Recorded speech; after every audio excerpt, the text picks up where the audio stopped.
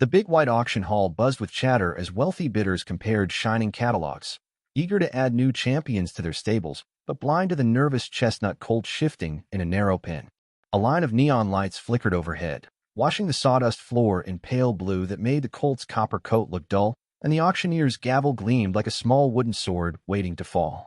Mr. Silas Bradford, a millionaire known for polished boots and perfect trophies, sniffed and frowned when the colt's ears twitched, judging the tiny tremor as weakness rather than simple fear. Bradford lifted his silver monocular, muttered about poor posture, and scribbled a red X beside the colt's lot number while dismissing any thought of placing even a token bid.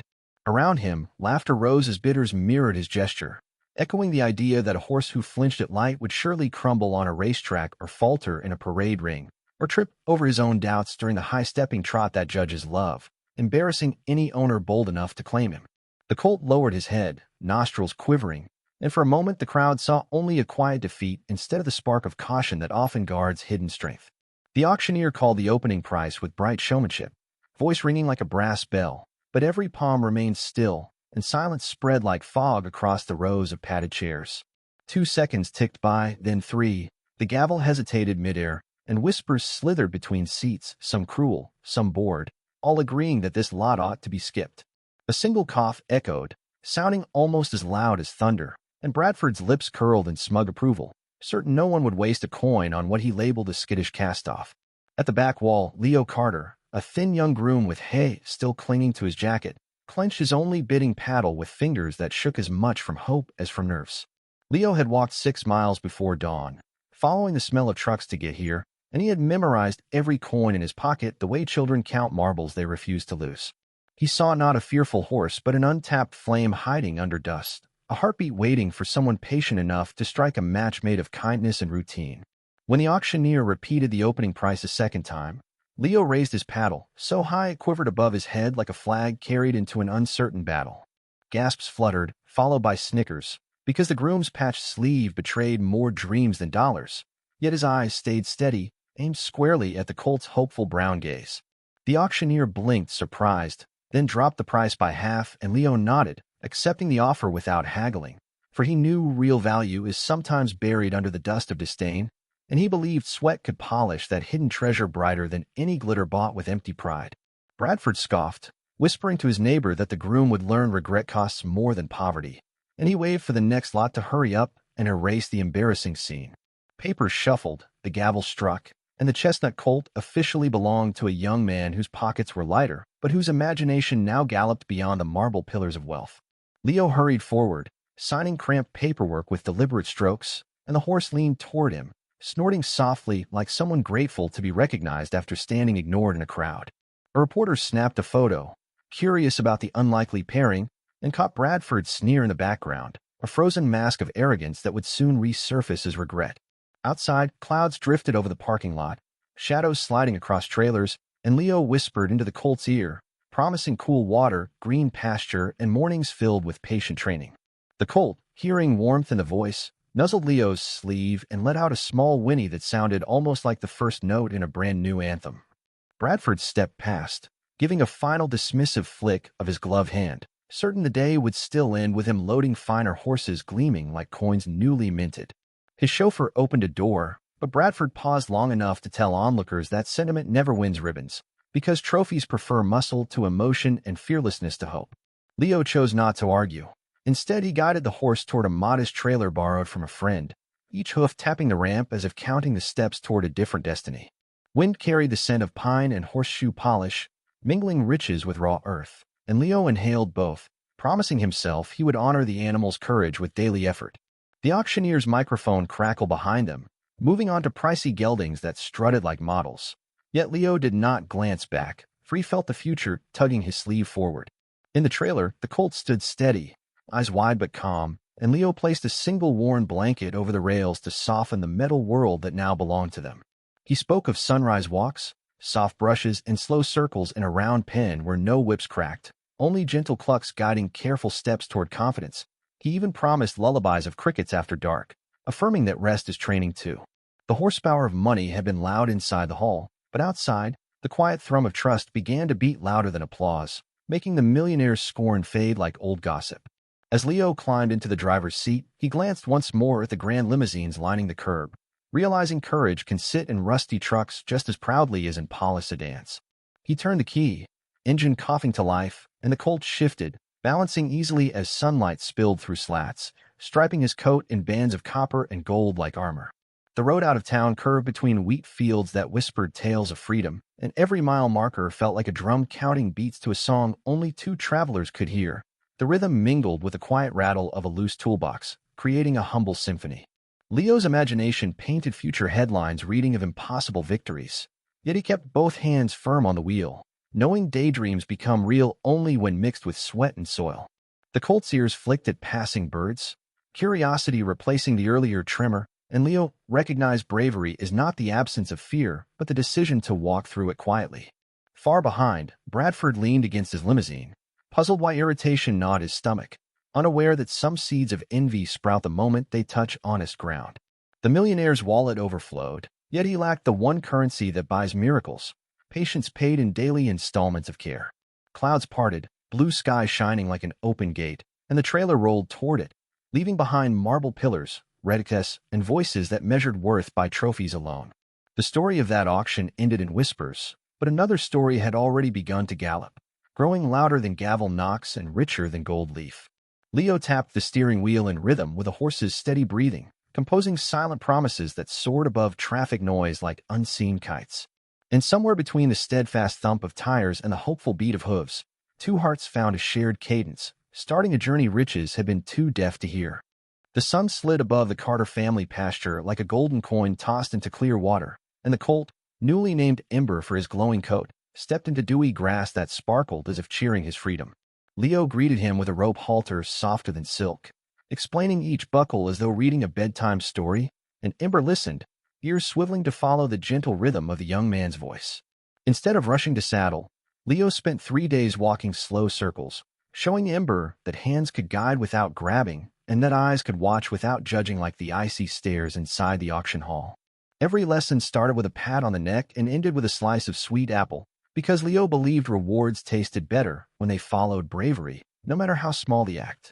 Neighbors passing the fence wondered why training looked like friendship instead of conquest, yet the calm on Ember's face answered their curiosity louder than any public lecture on horsemanship.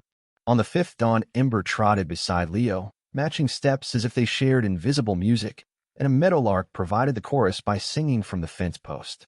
Leo used a worn stopwatch to time the laps, marking progress not by speed but by consistency, aware that champions are forged through boring minutes piled into reliable hours. He scribbled notes in a frayed notebook, each line describing the Colt's mood, stride length, and heartbeat rate, creating a diary of trust few rich owners ever imagined keeping. Some evenings, after chores, Leo played an old harmonica near the barn door, filling the twilight with soft blues that drifted into straw-lined stalls like calming perfume for tired muscles.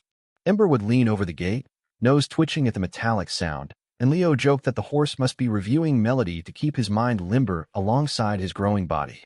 A local veterinarian, Dr. Singh, visited for a routine check and marveled at the Colt's lower pulse, remarking that tranquility often predicts resilience better than pedigree alone. Word the unusual partnership traveled on social media when a neighbor posted a short clip of Leo jogging beside Ember at sunset, both silhouettes painted orange against the sky. Comments ranged from heart emojis to skeptical snorts, yet the clip reached Bradford's office where he dismissed it as sentimental nonsense and closed his laptop a little too forcefully. The millionaire turned his irritation into extra training for his own horses, barking orders to grooms who flinched more than the animals, proving that fear spreads faster than applause. Meanwhile, Leo introduced ground poles painted in bright colors, guiding Ember in careful trots that lifted knees and built balance, like teaching a child to hopscotch without tripping. With every cleared pole, Ember's confidence grew, and Leo's grin widened until neighbors joked his smile outshone the sunrise, which only motivated him to wake even earlier.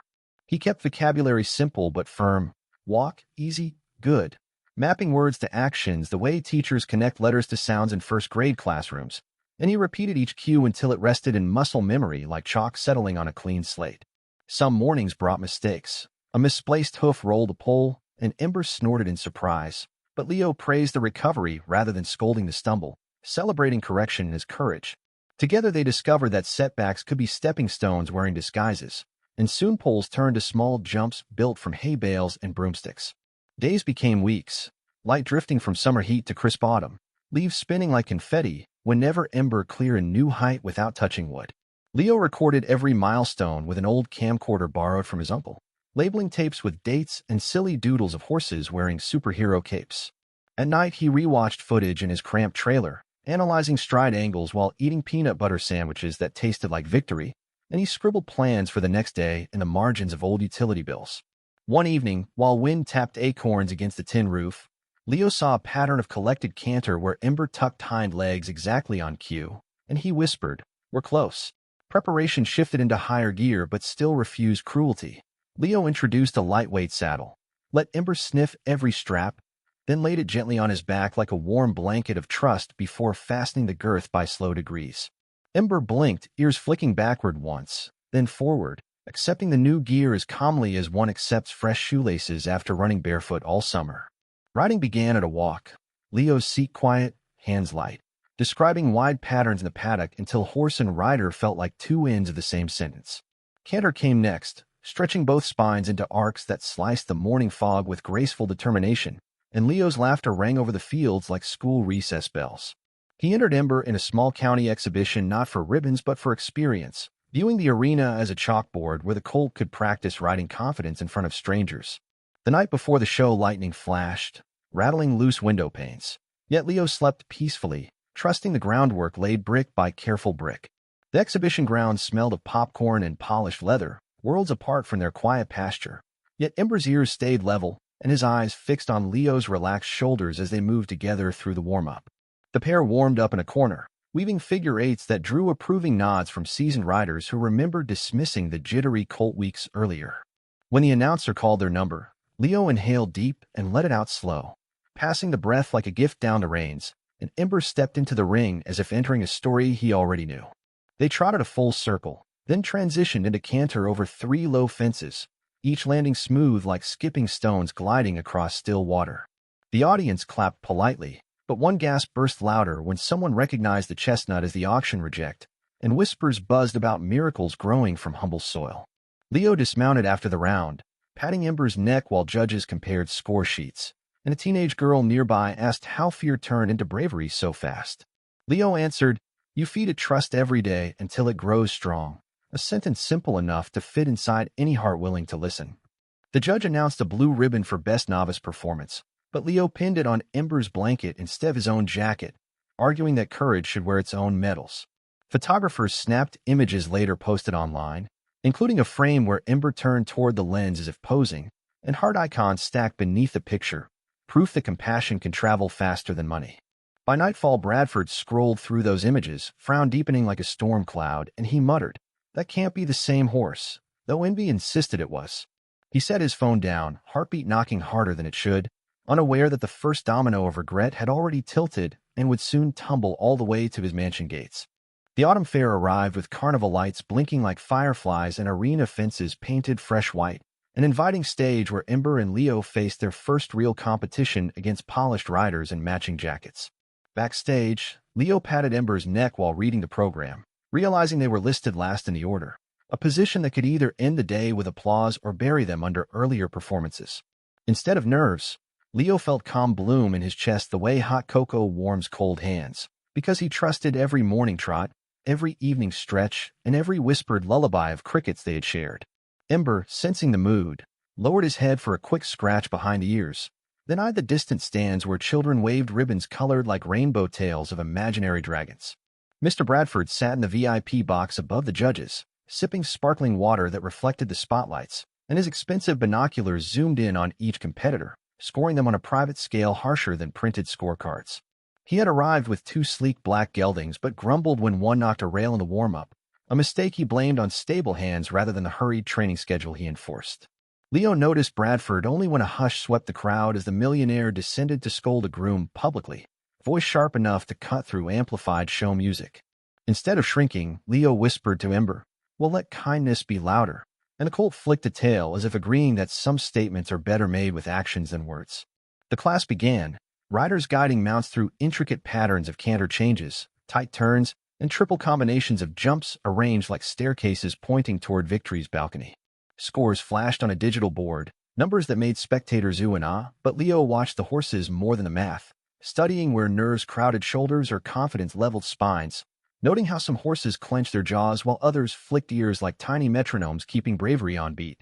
When their turn finally came, floodlights glared like midday suns, and Leo inhaled steady, sending that calm down the reins until Ember's pulse matched the slow swing of his rider's lungs.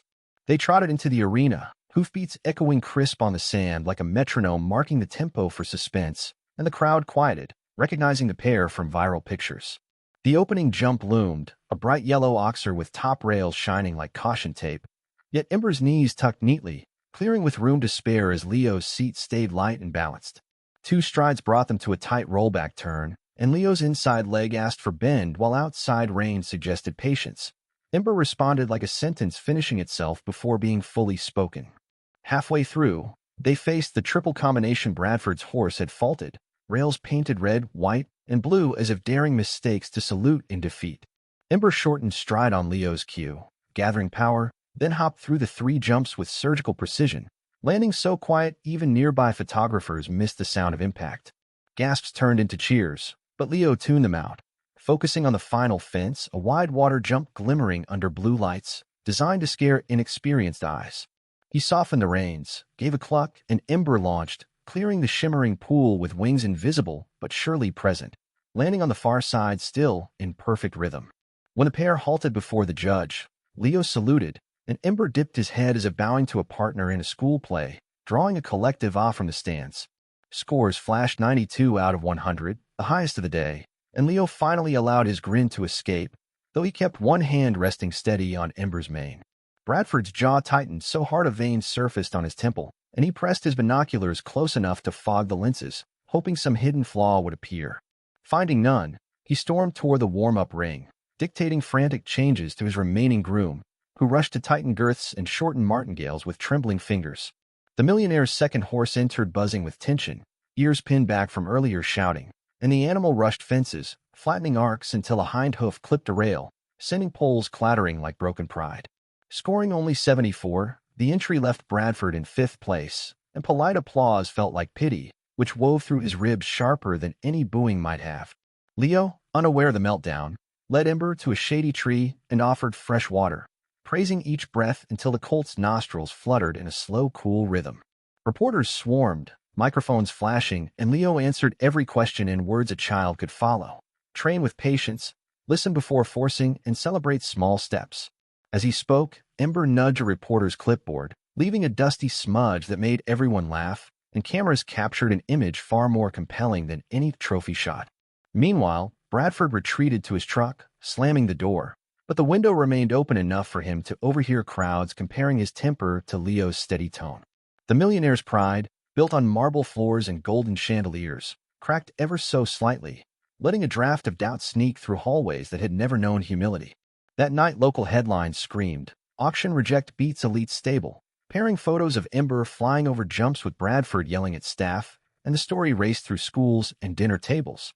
Leo's phone pinged nonstop with strangers thanking him for proving money doesn't measure heart, and he saved every note like baseball cards, planning to read them to Ember during cool-down walks. Later, while oiling stirrup leathers, he found himself humming the harmonica tune, promising they would keep training, keep learning, and keep sharing hope on stable dust winds. Across town, Bradford stared at his trophy shelf, each gleam suddenly dull, and he wondered why victory felt hollow when won by pressure rather than partnership. He considered calling Leo but clenched his phone, deciding pride must be defended, not surrendered, even though an inner whisper suggested surrender could lead to real growth. The whisper grew louder when he re-watched footage of Ember floating over jumps like a comet, and he replayed it again, hating and admiring each frame equally. Sleep avoided Bradford's silk pillow, the antique clock hammering guilt, while at the Carter farm Leo slumbered in hay beside Ember, dreaming of open fields instead of chandeliers. Before sunrise, Leo woke to soft knickers, and he whispered, "Good morning, champion," words that slipped into dawn with the grace of birdsong, ready to spread on new wings. He did not know that across town a millionaire scribbled a simple plan: buy back the colt at any cost, a thought that felt logical to his wallet but desperate to his unsettled heart.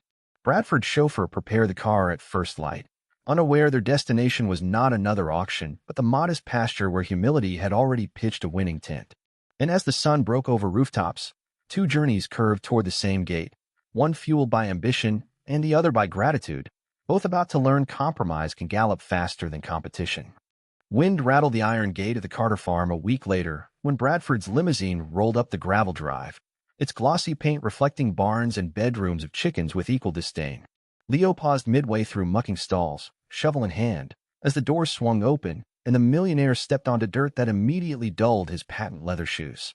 Bradford cleared his throat, producing a practiced smile meant for board meetings, and offered a handshake that carried the weight of hidden contracts.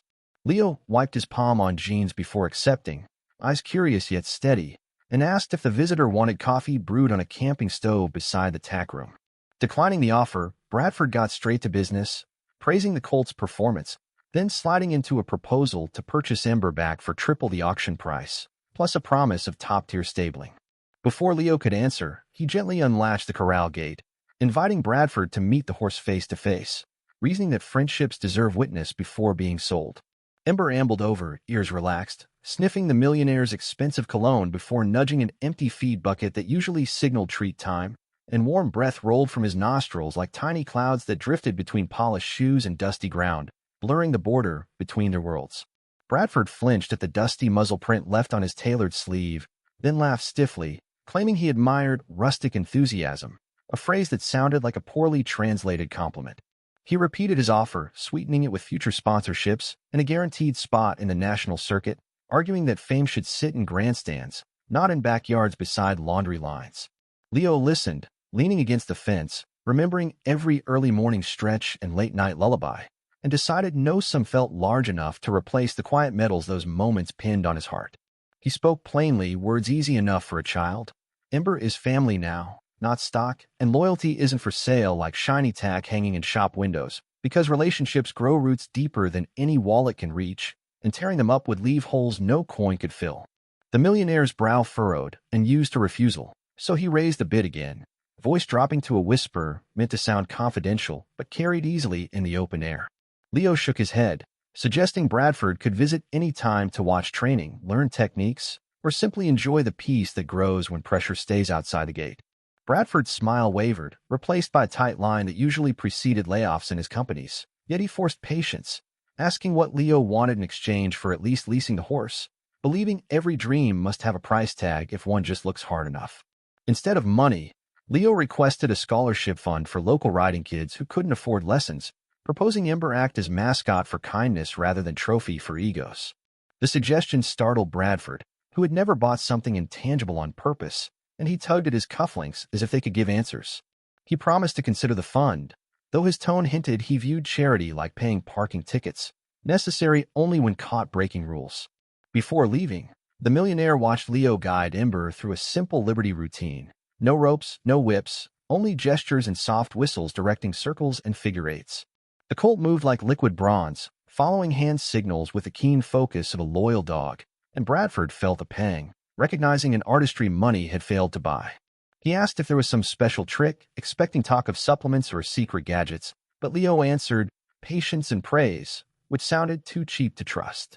The limousine door shut with a padded thump, sealing Bradford inside his own thoughts as the car rolled away past hay bales stacked like golden walls.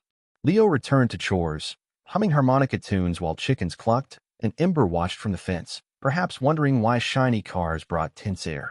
That night, Leo researched scholarship paperwork instead of reading messages, drafting budgets on scrap envelopes, and using calculators older than his saddle.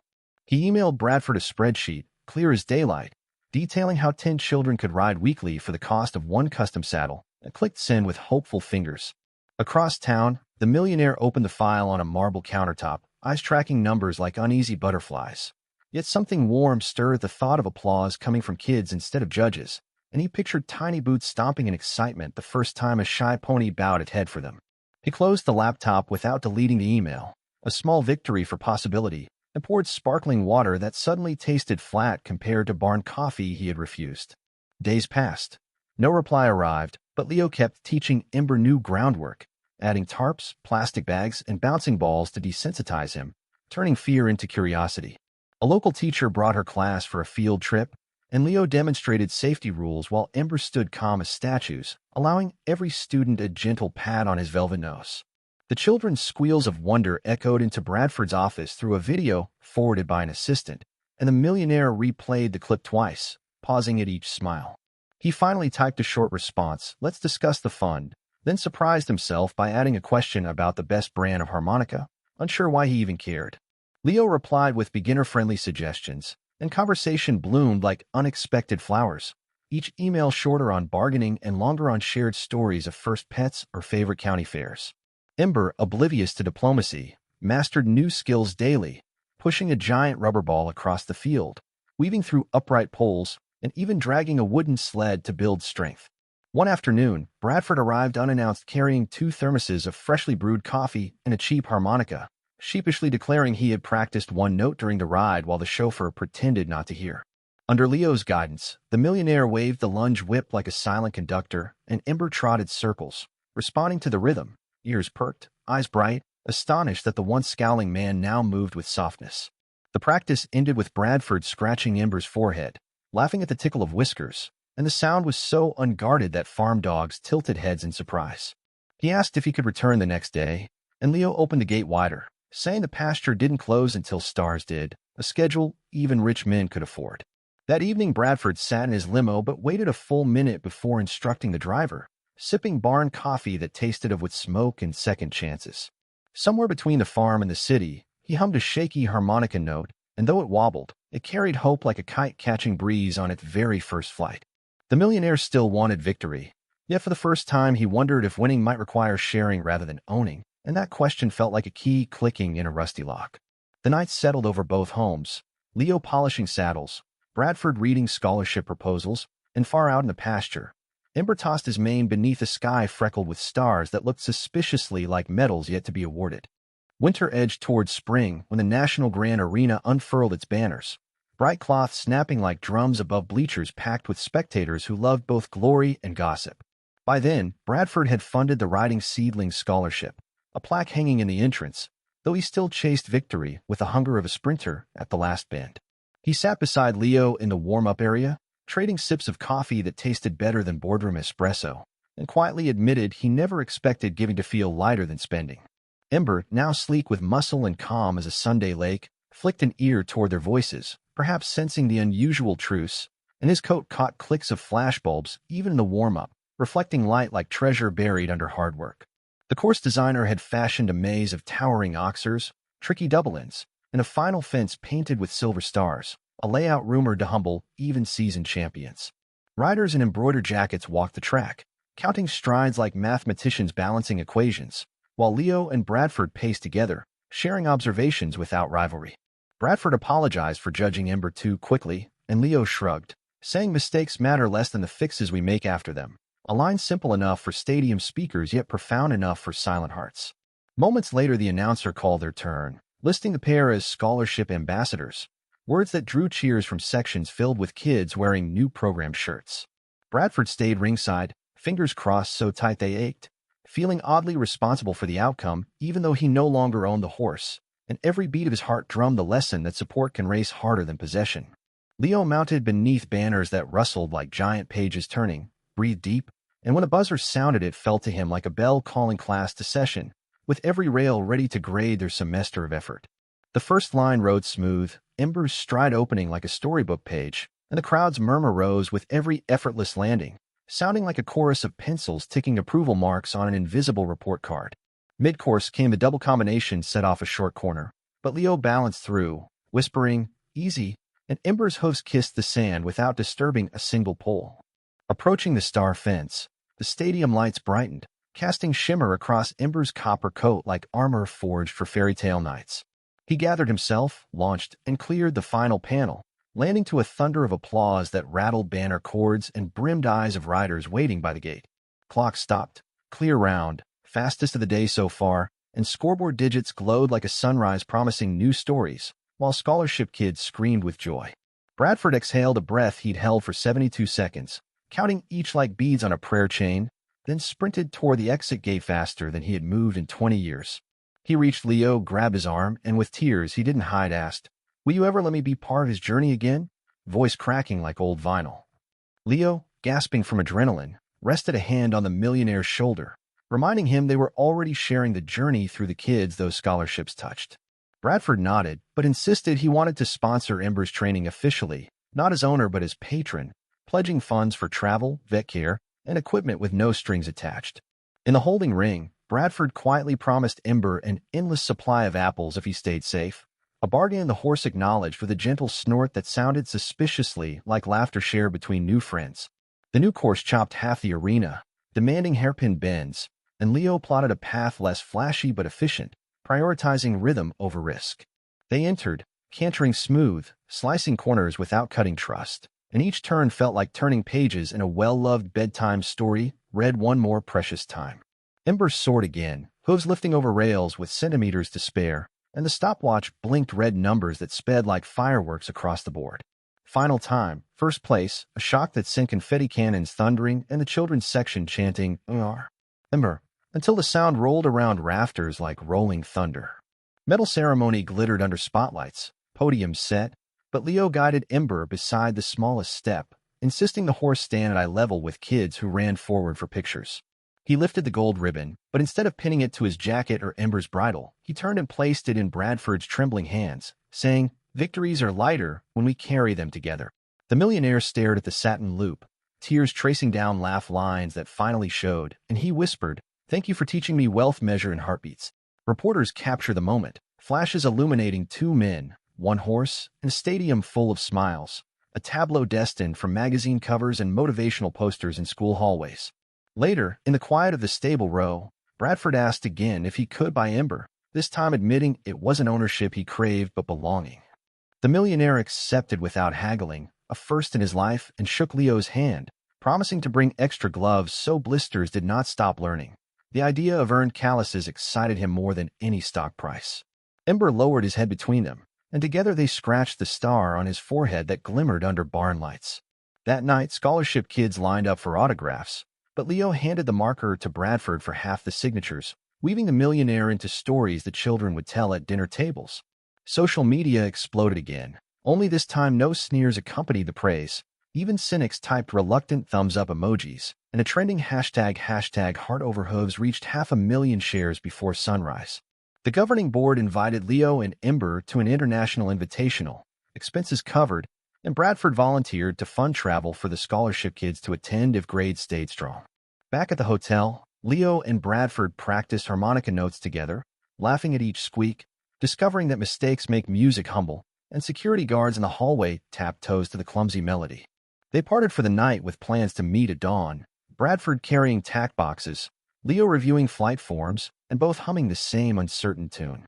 In his room, Bradford drafted a speech for investors explaining the scholarship returns, not in dollars but in futures, and smiled when he realized that might be his most profitable venture yet. Meanwhile, Leo sat by the window, watching Ember graze under moonlight in a temporary paddock, and he whispered gratitude that some stories let every character grow without one losing to another. Sleep came softly, wrapping champion, groom, and millionaire alike in the same blanket of possibility, while the gold ribbon lay on a bedside lamp, glowing like a nightlight powered by hope. And miles away, unused Red X stickers in an auction catalog curled at the corners, forgotten artifacts of a past that could no longer measure worth. The departure morning for the International Invitational glowed pink as Leo checked every trailer latch while Ember calmly munched hay. Bradford arrived in jeans speckled with saddle soap, and carrying travel permits, he had completed himself. Proof humility learns paperwork too. Scholarship kids and their parents formed a noisy honor guard, holding hand-painted signs cheering the trio on, and the smallest child handed Ember a lucky blue ribbon to tie around his tail. Before loading, Leo gathered everyone for a photo. Children, parents, grooms, Bradford, and even the bus driver crowding around the horse who had once been dismissed with a red X. The camera flashed, catching wide smiles and a millionaire's hands still dusty from morning stall work, a snapshot destined for farmhouse manuals and corporate annual reports alike. As suitcases clanged into compartments, Bradford stepped aside, cleared his throat, and publicly thanked Leo for the chance to chase purpose instead of mere profit, words that sent a hush rolling across gravel. He reached into his coat and produced the original auction paperwork, now framed, and turned it so the bold red X gleamed in sunlight before he crossed a single blue line through it, declaring, "Mistakes deserve honest edits." Applause echoed, and Ember whinnied, stamping once as if approving the revision in official language only horses speak, his tail swishing like a victory flag above sunlit dust motes. The convoy rolled out, passing the same auction hall where the journey began. Shutters were closed, lights off, but Leo saluted anyway, grateful for places that teach through contrast.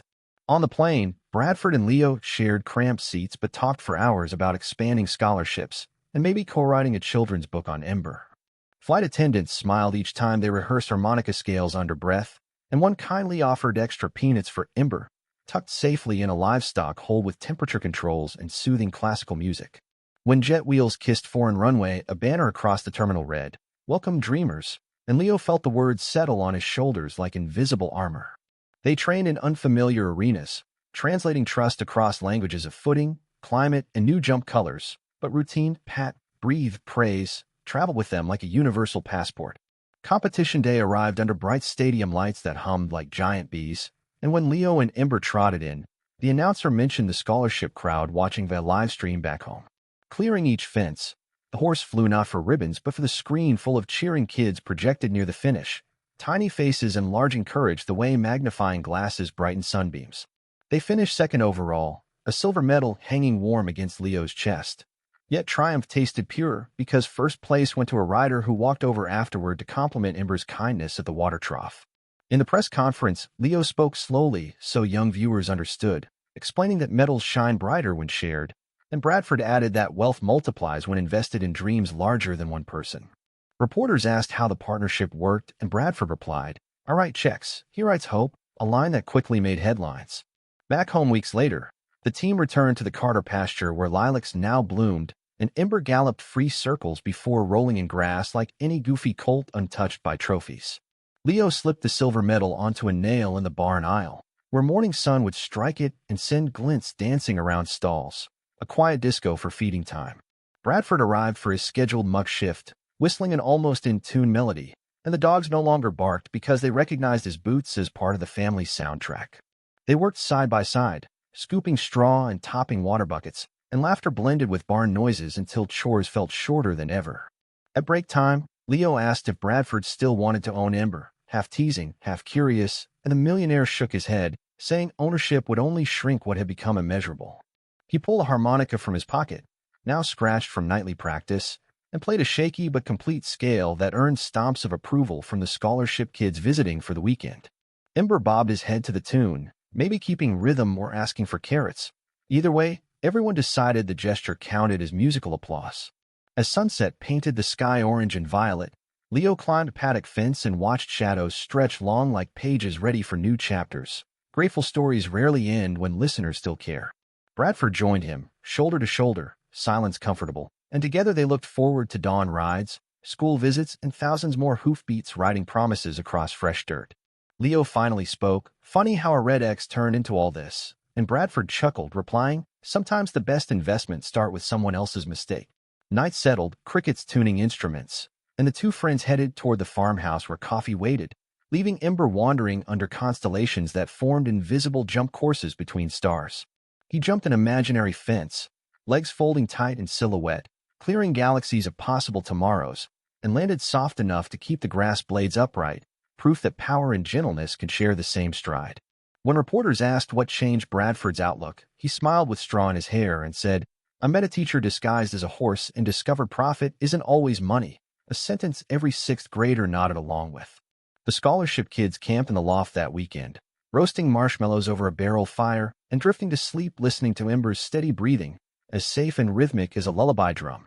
Social media caught fire again, the hashtag #HeartOverHooves topping charts before sunrise, accompanied by fan art of Ember wearing aviator goggles and children sharing videos of their own horse hugs. The local news station aired a segment titled "From Rejection to Redemption," capturing Leo's soft explanations and Bradford's calloused hands, proving good stories sell ads better than scandal. Bradford canceled his corporation's annual luxury retreat and replaced it with a volunteer day at the farm, where executives mucked stalls and discovered spreadsheets had never smelled so honest. Ember's journey sparked a nationwide adoption event for retired racehorses, and trailers rolled toward new homes while social media flooded with pictures of first kisses between timid children and gentle giants. Leo spent evenings handwriting thank you notes to every donor, sealing each envelope with a sketch of Ember rearing beneath a giant heart, a simple logo that soon became the scholarship's emblem. On the farm's bulletin board, calendars filled with clinic dates, school visits, and the international finals planned for next year, a roadmap stitched together by hope, sweat, and stapled paper corners. And when never doubts whispered at night, Leo stepped outside to watch Ember grazing under constellations, reminding himself that stars take millions of years to shine, yet once they do, their light reaches everyone. Wind rustled the silver metal and crossed out red X, making them twinkle, reminders that worth waits for eyes willing to see.